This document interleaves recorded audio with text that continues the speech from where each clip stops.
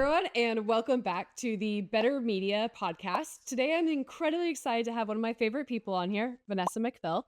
Vanessa is absolutely a digital marketing expert in the space. Vanessa, I think we've worked together for around 3 years now, right? Maybe even 4. Is it 3? Maybe four. Honestly, it's been forever. We originally got connected through Garden of Life, where Vanessa was an absolute badass. I think, like, put simplest, I would show up at QBRs. I'd be really intimidated because the person asking the right questions at every QBR was you. I think you brought a lot of expertise to Garden of Life and the stage of business they are in that I'm really excited to talk about today. Because for those who aren't aware, Garden of Life recently got acquired by Nestlé, and Vanessa is still leading a lot of those initiatives throughout Nestlé now. So, one, thank you so much for being on the podcast. Thank you for having me. And what Two, an intro. yeah. Wow. One question. What has been the craziest change that you've seen in the space in the last 4 years of us working together? I don't know if it's the last 4 years and maybe more accelerating the last couple. I think the thing that's changed is that the playing field is so leveled, right? Like, I think when I first got into the industry, we won't say numbers because I'm way older than you, but when I first got into the industry, you had to be big brand, you had to have big budgets, and you had to really understand media. My expertise is in media. And so it had to be, we were Mad Men. It was TV and it was Facebook and it was spend this amount of dollars at ROI. And now you can launch a brand just by being a person that people think is cool and people want to see win. And you can be really scrappy and create great connections without spending a lot of money. So I think, especially now, especially post pandemic, especially with people and consumers, really strapped for cash, I think that's the biggest thing there is the playing field is a lot more even. And so being big CPG, while it has a lot of benefits, is not all that you need to do in order to be a successful brand. 100%. I think the one competitive advantage that we typically saw with big CPG was financing that build the creative teams that could build commercial grade creatives. But the secondary aspect was they could target a really broad audience, which was needed when you were doing national media buys. Nowadays, we see you have Amazon or Meta or TikTok, which allows you to run a lot leaner from a budget perspective, or you don't even need a good budget if you have a great creative and great UGC. Yeah, if you really understand your audience and understand what makes them tick and what they really care about, right? I think it's so interesting for me. I've always said, like, I am a super consumer. And I think that's how I ended up in this industry. I just like went through the Does this list and mean was you like, I spend a don't lot of money? You like to spend money? Because that's my problem. yeah, absolutely. So I'm spending, but I'm the kind of person I remember when I decided to go into advertising, I saw an ad. It was a toothpaste ad. And it was like these beautiful bubbles around whatever. And I was like, that seems like fun. And went out and bought that toothpaste the same day. And I was like, maybe I should just do this for a living. But now that ad is just a TikTok, and you don't need to spend a bunch of money there and you don't need to have, an MBA candidate or a master's in fine arts to come make your creative. You can just really create connections with people. And so I think that has become such an interesting switch in what the industry is seeing right now. The part I want to reiterate there is the creating connections. Again, if we go back 6 or 7 or 10 or 15 years, when you're creating a commercial that's going to be played on a TV network, you're having to create a commercial that speaks to everyone, every demographic, every income range, right? And now we have the ability to get really, really niche with who we're targeting. And the creating connections is the core part, is we can now create a custom graphic that relates to the core audience we're targeting. And when we got started together at Garden of Life, I think that's a lot of what made you all successful is you're really fantastic identifying these core audiences that you should go after. And then you took the time and I mean, money, it takes money to create these assets. But the time and the investment you all made to connect paid off because you had a really loyal audience that honestly sold the products for you because they loved it so much. They would go out and they'd create more content and they would speak to the world about how good you guys were. Absolutely. I think Garden of Life is a great example of a company that just has such a strong connection with consumers, right? They absolutely love us and they hold us to a high standard. And so I think, coming from media, they always say you have to understand your brand, but you also have to understand your consumer.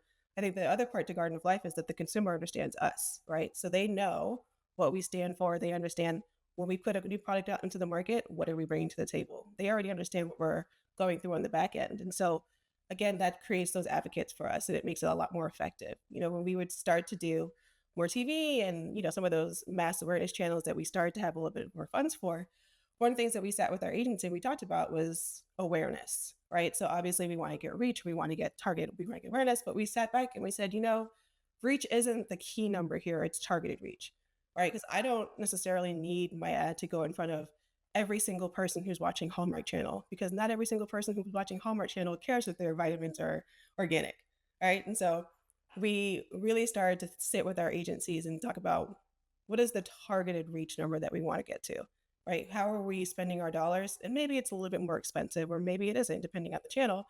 But who is the consumer we want to put this in front of? And then also, what is the message we want to give to them? Because not everything is going to resonate with every person. That is a fantastic call out. We talk to so many brands who still view awareness, what I would say is like traditional brand marketing awareness budget. But you came from the background where you actually understood digital marketing. You also had worked enterprise historically. So you knew that there were levers that could be pulled that allowed you to do both. And I think something that you've done really well is you held your agency partners accountable to that. You didn't allow someone to come in and say, "Hey, let's just spend on this awareness initiative and just go solely for reach." You said, "How can we target that down?" Which is gonna take a lot more work. But that additional targeting is going to drive so much more incrementality and pay off in the long run with every other initiative you ran after that awareness campaign. Absolutely. And we saw that every single time, when we would go out there. Sometimes, maybe our CPMs are a little higher sometimes, but what we saw was our return was significantly higher. Our brand metrics, where we're looking at awareness, when we're looking at favorability, when we're looking at consideration, those increased as well across the board. And so we saw impact across all of the channels that we did. And it made it just more effective, right? So one thing that we did early on, when I first started with Garden of Life, is we started to look at our metrics a little differently. And so, I think we talked about this a couple of times, is you look at your awareness metrics and it's like, I want to get more reach. And then you look at your performance metrics and it's ROAS. And that's great. But it's kind of blending together now. And so we sat down with our leadership and we were like, okay, what are our objectives here? At the end of the day, what are you trying to accomplish? And obviously it's going to be sales. Like at the end of the day, it's a business. You want to, exactly, sales. But if you're digging more into that, it's like, okay, I want to drive sales, but long term, I also need to increase brand awareness. I want to increase household penetration, those type of things. And so we literally broke down into a scorecard what channels are going to drive what metrics, right? So if I'm putting a TV campaign out there, I'm not going to come back to report to my CEO that it was a strong ROI, because or it wasn't, like that's not what we're going to do. And they're going to say, cut all that and put it into search. And, search is great and search has its reads, but like I myself, not a search expert. Search makes my head hurt, right? It's like get people like you guys to do search and do some of that performance metrics, but getting our leadership to understand you can't but judge those in the same way, right? And making every channel do what it does and do it effectively. How can we measure that effectiveness within each channel? So scorecarding our success has really helped us. And, we've had to finesse some numbers. He was a CPA. So always, how can we get these numbers? And we figured out like regression modeling and all this to say, all right, well, if you have this kind of reach or this kind of engagement on social, if we put all those things together and just do an index, we have an A+ on this campaign. So that has helped us a lot. Out of curiosity, that can be a really big jump for brands to make. Did you just flip a switch and say, "Hey, here's our scorecard. Here's the metrics within the scorecard that matter most," or how much of those were like added incrementally over time? It was absolutely the latter. It was absolutely added incrementally. And I would say over the course of a year, so we did look at our campaign reporting, and obviously he was looking at consumption, he was looking at data, right? And so I would go in and be like, oh, let's say Pandora, for example, we'd say, we've got this kind of reach on Pandora and we've got this kind of click through rate. And he's like, okay, but the sales are the same. I'm like, well, of course, it takes time and we have to get people to understand. And so at that point, maybe the sales aren't jumping here, but here we can look at search and we have during these weeks that we have Pandora up, we see a little bit of uptake in searches for this particular product that we're promoting. And so we started to just make connections between metrics and not necessarily say this is driving sales, but no, it's not driving sales yet. Obviously, it's going to take time. There's, consumers have to get to know you, they have to get to trust you. But here are some other metrics we can look at to show there is an impact. And eventually that impact is going to lead into sales. One thing I think that our partnership has really done well is the test and learn mentality. I think we joke about it all the time. It's kind of like we've spoken about it in multiple different arenas, and The reason we love that is because you all were first to market with a lot of initiatives that gave you a large competitive advantage, especially in the beginning. How do you balance what you just mentioned, which is some things take an extended time frame, right? Especially as we look at this omni-channel world where consumers are on multiple different platforms. How do you balance an appropriate time frame for testing while also being really quick to move on to new initiatives if something's not working? That is a really great question. I think it's a matter, it's one going to depend on who your leadership is, right? So probably more, where there are more cooks in the kitchen, when you have more finance people in there, it's a lot harder. A If lot more you're not, approvals are needed. a lot more approvals and a lot more people saying we can't spend this money. But I think a big part of it is establishing upfront what your KPIs are going to Yeah. be and expectations, managing those, right? So, there's your optimization KPIs and the things that you're looking at on a weekly basis, and maybe those look great and maybe they don't. And then there is your more impactful long term, like your MMM, that maybe you'll look at quarterly or maybe you look at every year. So it's really establishing what your KPIs are per tactic and how frequently you're going to look at those, and really just kind of hand holding your way through those things.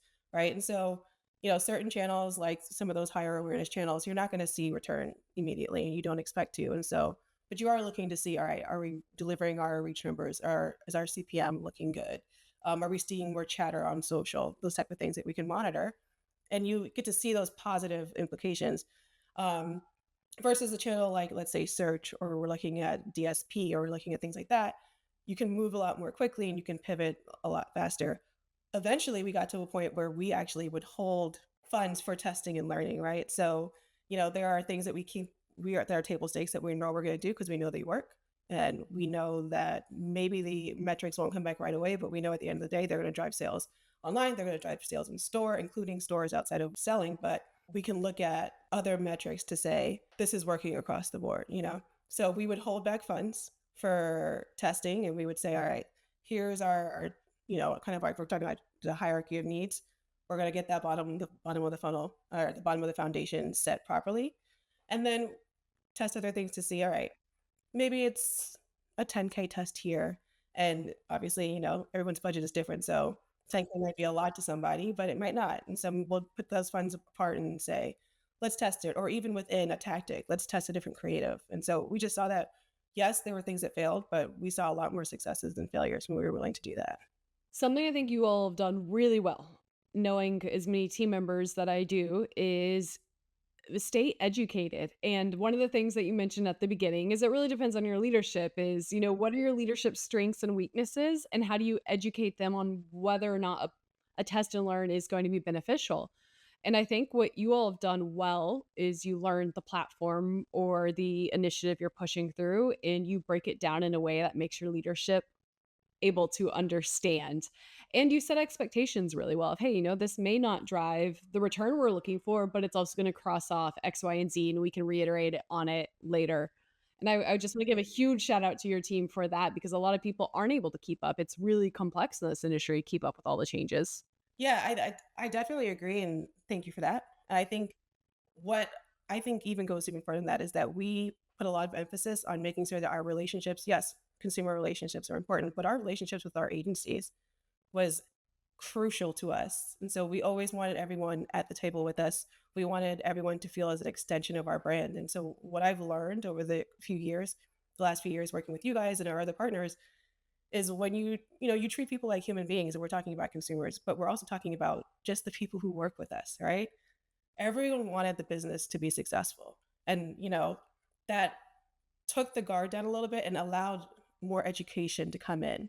And so one of the reason why we were able to go back and say to our leadership, like, we understand the platform and we understand this and that, is because you guys were really, really forthcoming with helping us understand. Like, in the beginning of this conversation, you said that my questions were intimidating. And I find that hilarious because I found you intimidating, because I was like, man, this girl knows her stuff. I have no idea.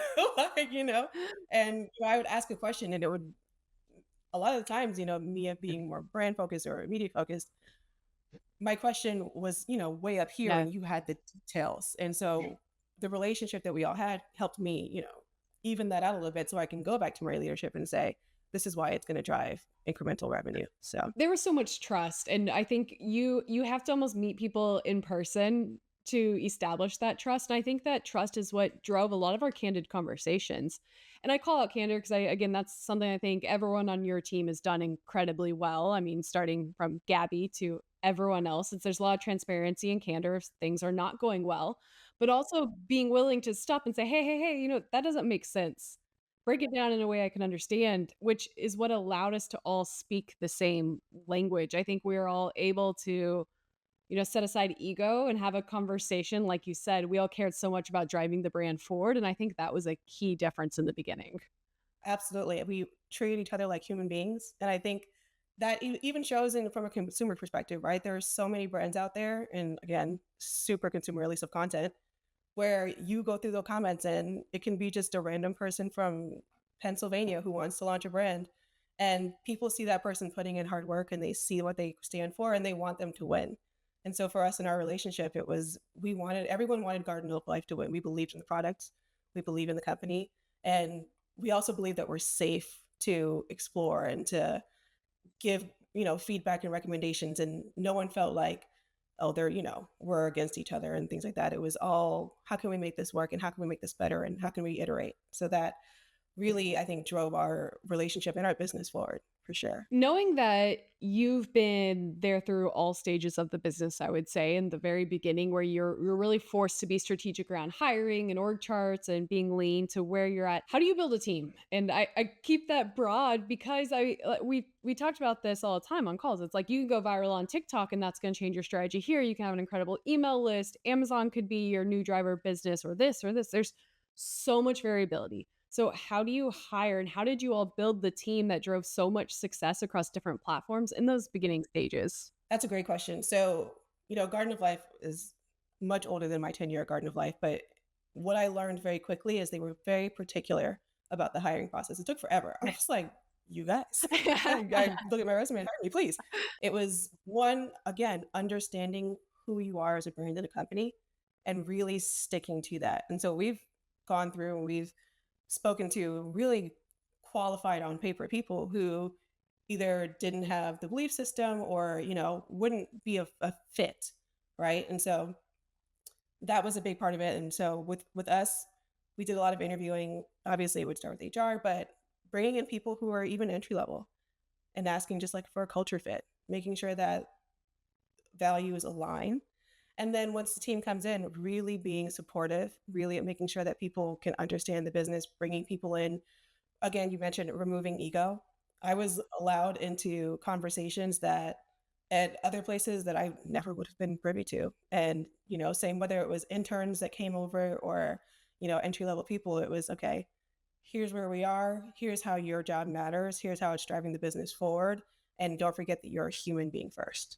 So I think those things, one, again, gave people passion for the business, but also made them want to make sure that their role within the team was useful and that they were bringing their best foot forward. So that really helped us, drive the business. I love that because I honestly I think it reiterates to every other principle we've talked about here, and it is that connection and values. And everyone gets caught up with, I think, expertise in our space because, e-commerce is new and it is shiny. But if you lose sight of those core values of what you're trying to achieve culturally or the community you're building through commerce, then it doesn't matter. None of those skill sets matter if you lose sight of that connection. Absolutely. Obviously there's so much expertise and I would never claim to have those. I'm not there. That's why I work with you guys, right? We Well, need that. I would But argue that. in commerce anyway, you guys are the experts there, but it's so interesting how quickly things can change, right? Consumers can be very fickle if you don't give them a reason to really connect with you. People I'm get seeing that canceled fast. and for nothing. Like I'm not going to say the name of the brand, but there is a brand that I use and I love and they're great. And I would say maybe 3 or 4 months ago, it was every third TikTok ad was for this brand. And now I'm seeing like a renaissance against this brand. And the worst part is consumers aren't given a reason, aren't saying a reason why they're just like, it's better. And because I'm a marketing person, right? So I'm digging deep and I'm trying to figure out what it is on TikTok that they're saying is better about this brand. It's kinda like when everyone says they hate Nickelback, even though the number one karaoke song is always gonna be Rockstar. Do you actually hate Nickelback, or is it just cool to say you hate It's Nickelback? cool to say it. Yeah. And let's go karaoke. You know? That could be a whole nother conversation. How do you Yeah. establish a good QBR with karaoke? Listen, you can find a good QBR in many places. Being quick to change and quick reactive to the market is a must in the space. I think that's where we see a lot of brands failing. If you read any managerial book or like core business book, the first thing is like SOPs, SOPs, SOPs. Like make sure everything in your business can be repeated and you're not dependent on any one employee.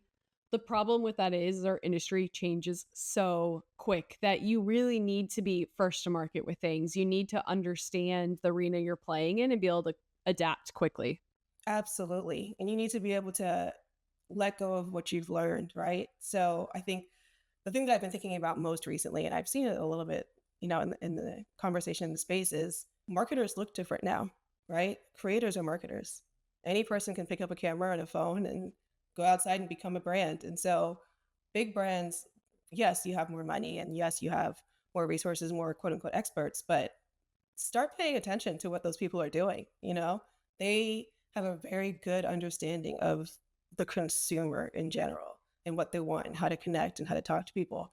And if brands aren't careful, they're going to become dinosaurs. They're going to become the newspaper industry. And I'm not talking about Wordle. I'm talking about the actual like Like piece of paper. an actual physical paper that's delivered to your Yeah, door. yeah. I haven't seen one in a while, but I heard those. I watch all of these. I couldn't agree more. It's exciting to be in our space because it changes so rapidly, and it's really cool to think about. My 18-year-old sister could pick up her phone, contact a manufacturer, and she's been telling me that she's gone viral on TikTok because she has one video that got 30,000 views. I'm I like, her. that's enough to build an audience on nowadays. If you find a way to truly connect with your audience that stands out and drives loyalty, you're gonna have a competitive advantage. You're gonna start making up share from these larger brands who are overgeneralizing their audience and they're not rapidly adapting to the changing market. Absolutely. Connection is currency at this point. That is the thing that's going to keep you guys going. If my editors are listening to that, that needs to be like connection is currency. I need that in a real format so we can go viral. We need t-shirts. We're selling merch for this. We're gonna take advantage of this opportunity. Oh yeah, for sure. But it truly is true, and especially you brought up like brands getting canceled. That brand's not going to get canceled to the people that they have a connection with. And they might be quiet and just stay out of the, look at what's happening to poor Drake, poor Aubrey. He's going through it right now, but he's not going anywhere. You can just wait and come back. If you have a good, strong product and you understand who you are as a brand, there are the people who love you and you can come back and really come back to it. Versus if you're just pushing out mass awareness and you're not really trying to connect to a consumer, what is going to stop them from, especially in a time right now when people are strapped for cash? What is the reason that they should not go switch to the cheaper alternative, the easier alternative, the quicker alternative? 100%. I don't want to get into a whole discussion around cancel culture because we've already joked about Nickelback, and I think that was enough for everyone. But I do think that connection drives accountability as well. I mean, I've seen it on my own, building a LinkedIn presence and building a company in public. It forces a level of authenticity and accountability. Because I know if I make a mistake or if a brand makes a mistake, you can connect with your audience and you can improve upon that. And I don't think we've had that historically. I mean, everyone's seen the headlines from one company or another. It's treating their employees like crap or they're not being candid around their product ingredients. Nowadays, that gets caught and that goes viral. And that's an opportunity to build a better connection if you're accountable and understanding. Or, like we mentioned, it's a good Absolutely. way And I to think fall off and start that's losing can be very customers fast daunting because you're for not truly brands and connecting with especially that big audience brands. But base.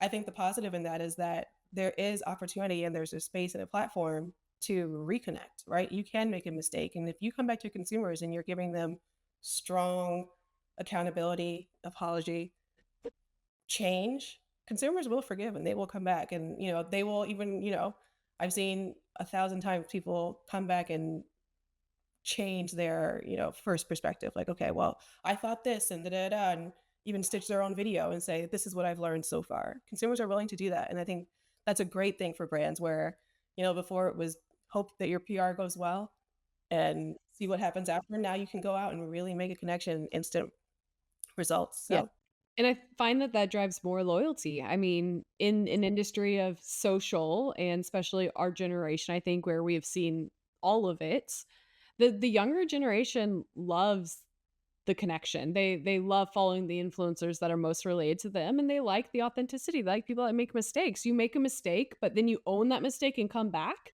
Those are the people that we've seen time and time again who have really succeeded. Yeah. They want to see emotional intelligence from brands, right? They want to see that come back to them. Well, we've chatted on a lot of things. Is there anything you're just incredibly excited about in the next few years in our space or that you wanna chat about? You know what I'm really excited about? As somebody who like can't draw a stick figure, I'm really excited about AI. like I there's a thousand things to learn. I'm still diving into it, but the possibilities with AI are just incredible, and especially when it comes to taking some of the things that are stuck in your head and bringing them to life with just words. I think that's beautiful, and I think that's we're going to see a lot more.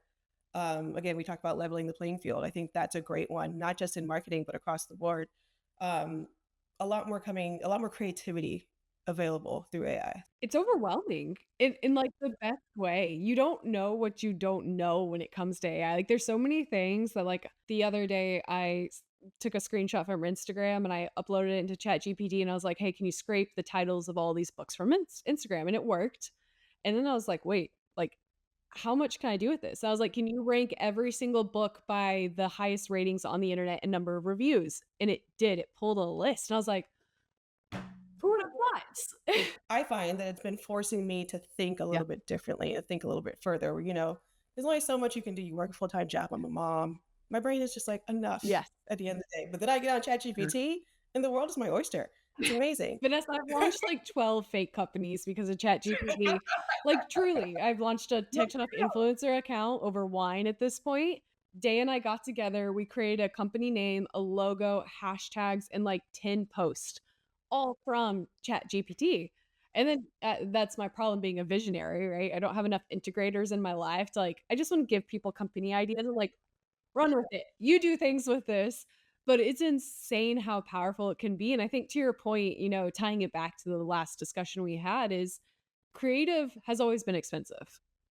I mean, we all know the Super Bowl commercials that cost $7 million and what goes into creative. Performance marketing's always been easy. You drive a good ROAS, you get paid. Creative and brand marketing was different because it was so dependent on the subject. And now you take something like AI, which really is a huge unlock for brands, and all of these small side brands are now able to create graphics and imagery that aligns with their audience at the same pace and scale as the largest companies in the space. exactly. And it can be in your major awareness drivers, or it can be in performance. There's just so much more possibility, and things are going to be a lot more interesting. And I think, again, I have a big passion for diversity and inclusion. I think that's a big opener, right, for people who don't have the resources but have a beautiful product, and maybe they don't have the resources, they don't have the expertise, they don't have the education or whatever it is. With AI, the possibilities are endless, and so I'm excited to see um, a lot more access come through AI. Most definitely. I think, to your example of diversity, it's you're able to take a look at your demographics and all of these core audiences and actually create a graphic that resonates with them. Historically, it was always, okay, what's the 80/20? What's the demographic that I can see most likely follows me? And let's only create advertising and marketing initiatives that focus on demographics. I can't afford to do anything else. Now you can take that and you can break it down and you can truly build connection with that core audience. Absolutely. It's funny. This is such a silly example, but at Garden of Life, there's so many products. I mean, you guys, you ran our DSP and our search, so but there's so many products, but it's, we had to focus in on some. And I remember having a conversation about coconut oil. And it was all cooking, cooking, cooking. And I think about 7 years ago in the Black Yep. community, the whole thing was hair. And Yep. it was like, okay, but are we going to just put out an ad about putting it in your hair for this one specific demographic? Now you can. Yes. And you do it very effectively, create a great connection with these consumers in a meaningful way without having to prove to upper management why you need to spend an additional however many dollars to create this ad that's completely different from what you've done before. That's such a great example because you think about that and like Just from a data analytics perspective, we have access to that information. Like on the Amazon space, you can clearly see what the search volume is behind something like coconut oil for hair. But the problem with scalability wasn't access to the data. You had the data. Building the creative specifically targeted for that audience, that took a lot of work because whether it's, hiring additional models, whether it's making adjustments here, now we can do that from desktop. We can get that turned around. And I think, a few companies that have done that well are Elf Cosmetics. I think they've done a great job of really connecting Liquid Death. They're selling water, and yet they're able to create graphics for every specific demographic, and that's gonna be an unlock for the brands of the future. Absolutely, for sure. If you want to talk about how to get a better test and learn strategy, there it is right there. You're saving so much money to be able to test this new audience with a very targeted ad, right? So I think that's an incredible unlock from And AI. progress over perfection, because I know that always comes up with AI. That's like the next thing I get is like, "Well, it's not that great. It's not as good as this." I'm like, "That's not the point." Yeah, it's exactly one, not yet. We know it's gonna get there. I mean, have you seen, like, any of the images from, like, a year and a half ago with AI and it was, like, terrible with fingers? Like, we all that was only, like, 12 months ago. Listen, it couldn't a black as a black woman, it was like, "Why is my neck white?" Like, that was, 8 months ago, I could not I refused. I was like, "I cannot use an AI picture because I'm gonna have a dark face, and then I'm gonna have a white neck, and then I'm gonna have 18 fingers, so I can't anymore." But now, I actually look like myself, and I'm like, "This is incredible." Also, realizing that the majority of consumers don't want perfection anymore. All of the authenticity and connection we've been discussing, that's what they're looking for. I think that's one of the biggest learns we've seen with how quickly TikTok blew up in, Mm, around 2020 pandemic time, where it was people were just tired of perfect. yes. They wanted to be a little bit imperfect, and Well, when you're I think also stuck at home and not allowed to leave the house, it's kinda like, we're yeah, embracing this. I miss the days of being able yeah. to drink wine at 10 AM and not have any Yeah, judgment. that was fun, and everyone just sat in their pajamas on the calls, and it didn't go outside for a week. No, I like going outside, I will say that, but having no rules was fun. No, there were no rules. Nobody knew what was gonna happen. That was so fun. Well, I think we've covered a lot, and I just want to give a huge thank you. I think this has been a fantastic episode, and just working with you in general, I think has been incredible because you always brought so much to the table. I walked away from every QBR feeling like I learned a ton, and I want to continue to have you on the podcast as well because I've learned so much just from this. So I absolutely would love to come back. I think working with you guys has been so much fun, and the feeling is so mutual. I learned so I like I said, I was intimidated by you. that's the But problem. thank We you all for have that embracing personality. I really appreciate, embracing the questions and approaching them from a place of educating and support, and that helped me a lot to continue to ask questions because I think that's the thing that's helped me learn the most. Of course, and now to this day, I think we've built an incredible community within the e-commerce space. I think we're all friends, and that's really nice to have because we all know it's not easy showing up with all the changes and everything that we discussed today. So, thank you so much for hopping on. Can't wait to get this posted. Anyone who wants to contact either of us, we're going to be posting everything on LinkedIn. Please feel free to reach out. We're both more than happy to build friendships and ask any questions that you may have.